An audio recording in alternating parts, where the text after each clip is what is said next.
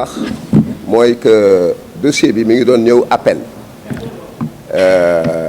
appel bi Barthélémy Diaz moom moo ko intercepté parce que Barthélémy Diaz dafa bëggoon ñu seetal ko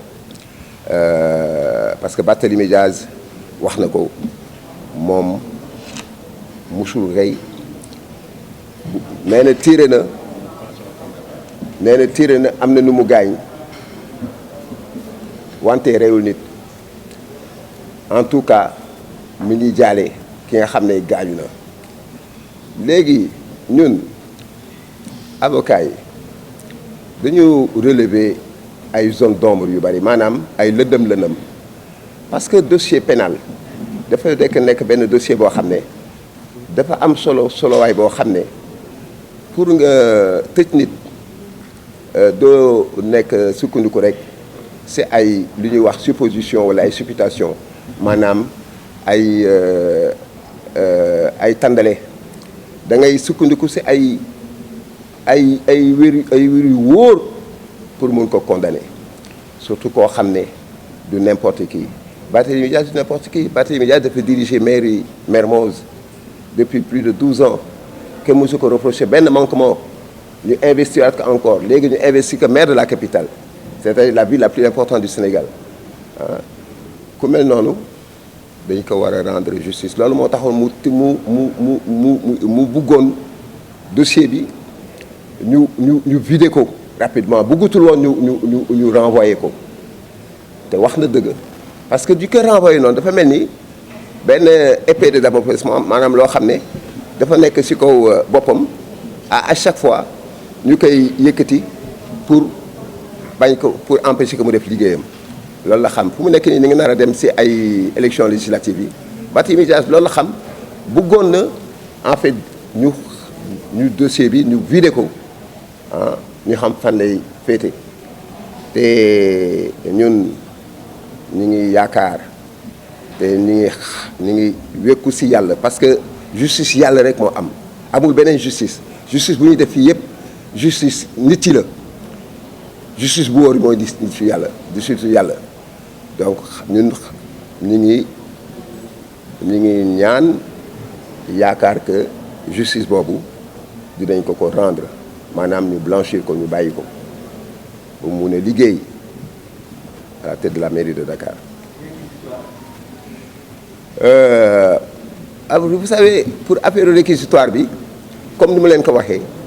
gis nga fii nguur gi dañuy am benn nguur boo xam ne ku nekk ci kaw mi ngi tudd Macky Sall gis nañ ne que moom lu ñuy wax règlement de compte lay def maanaam ñëpp ñi nga xam ne ni ngi koy gêner ñëpp ñi nga xam ne ni ngi koy ndëbbu jant bi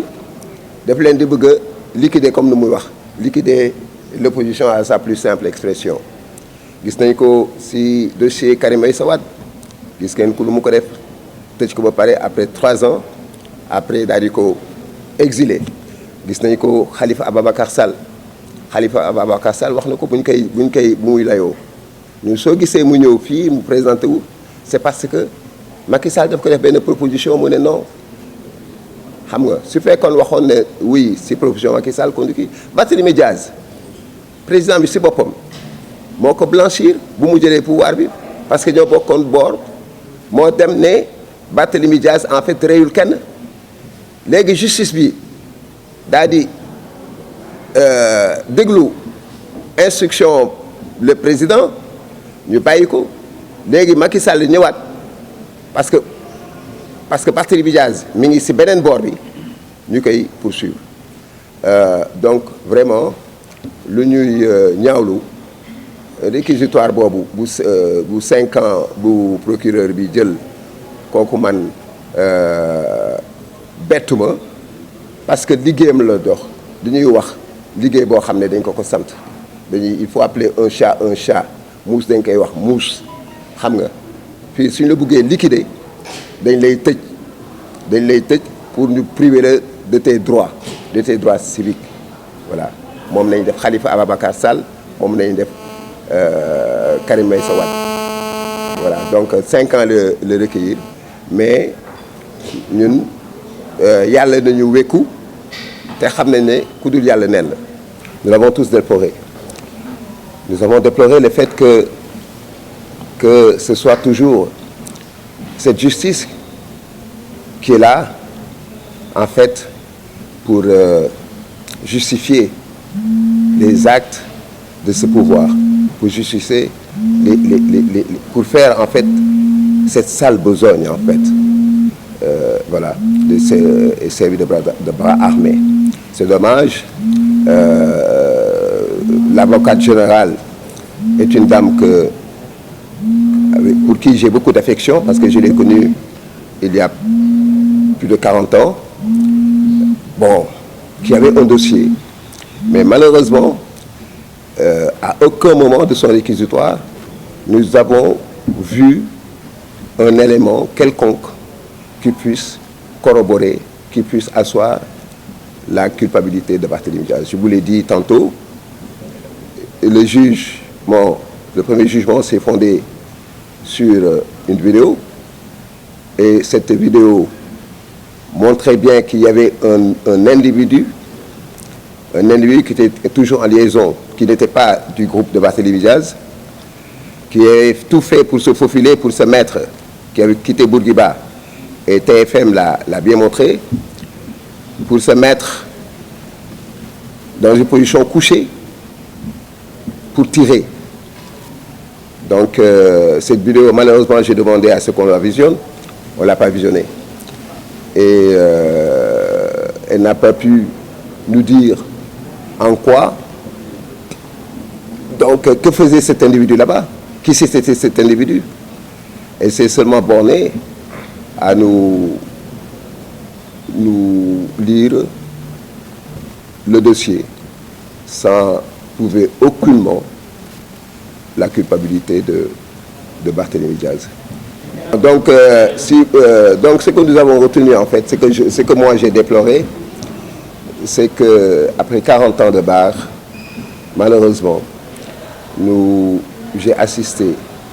dans ces 10 dernières années, et ça je l'ai soulevé en tant que l'avocat le plus ancien, à des procès qui étaient la plupart du temps intentés contre des jeûneurs, c'est-à-dire des gens qui ont empêché de tourner rond, en l'occurrence les opposants. On a vu Karim Wade, on a vu le maire Khalifa Ababacar Sall, là on voit Barthélémy Diaz. Donc nous voyons donc un acharnement qui ne dit pas son nom